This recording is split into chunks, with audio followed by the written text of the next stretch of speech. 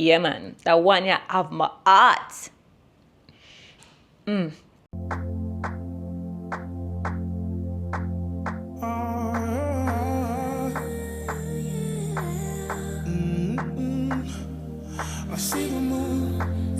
In today's video, I will be talking about a fragrance collection that is hot off the press and quite frankly, I knew nothing about. This fragrance collection is from Bridgerton. Yes, you heard me correctly. That Netflix series that everybody goes crazy about, they launched 3 new fragrances and I have them here to share my thoughts on. If you are new here, my name is Shells. I cover fragrance, beauty, lifestyle, and a little bit of fitness. So if that sounds like your type of vibe, consider hitting that subscribe button, hit that notification bell so you can be notified whenever I upload a video, and drop me some comments down below so we can get to know each other. So the first fragrance I'm going to talk about is the one that I feel is going to be the most mass appealing.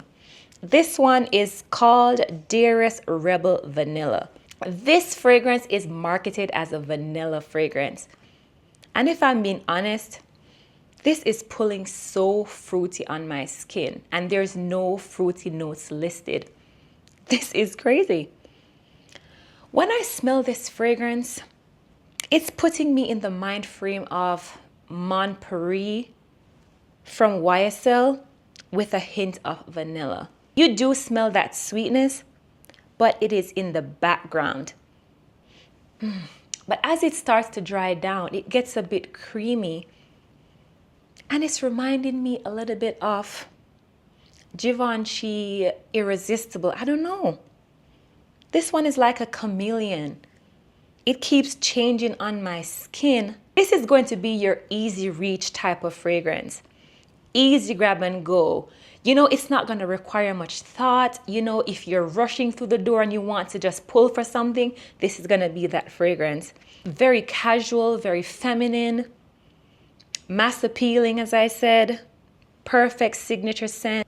This is just one of those easy fragrances. Not complex at all. Nothing groundbreaking or earth-shattering about it.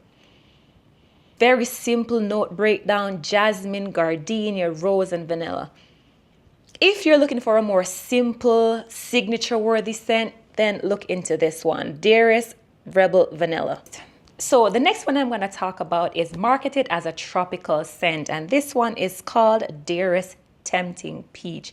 Now, this one I'm a bit on the fence on, not because it is a bad fragrance. It smells really nice, but I do not get tropical vibes from this one. There's peach, mandarin, orange, and mango. And I'm from the islands. I know a mango scent when I smell one. This is not a sweet mango scent. You do smell the mango in the background, but the most prominent notes to my nose are that mandarin and that peach. When you spray it, that initial spray is gonna give you that mandarin and that peach mixed together with a little of that mango in the background. As this starts to dry down, it started pulling my memory and I kept saying to myself, I know this smell. It reminds me of something. And for the life of me, I could not remember what that fragrance smelled like until yesterday. It reminds me so much of this fragrance from Creed, and this one is Windflowers. The peach is done the exact same way in this fragrance. And when I smelled it, I was like, I knew it. It reminded me of something.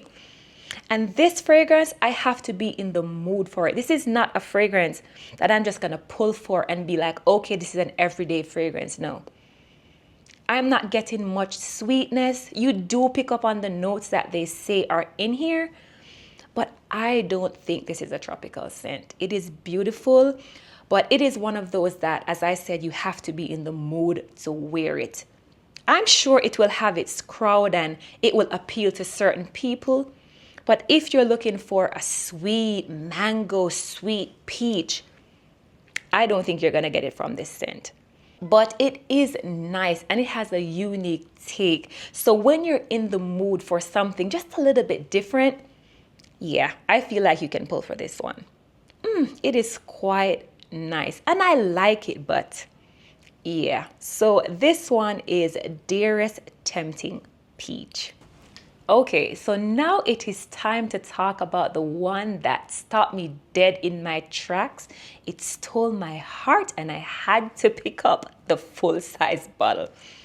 This one is called Dearest Graceful Hydrangea. And when I tell you this is a graceful scent, when you talk about clean linen, freshly laundered clothes, warm, cozy, your skin but better, this is what you talk about. What I love about this clean fragrance, it is not too literal. It is not giving straight up fabric softener.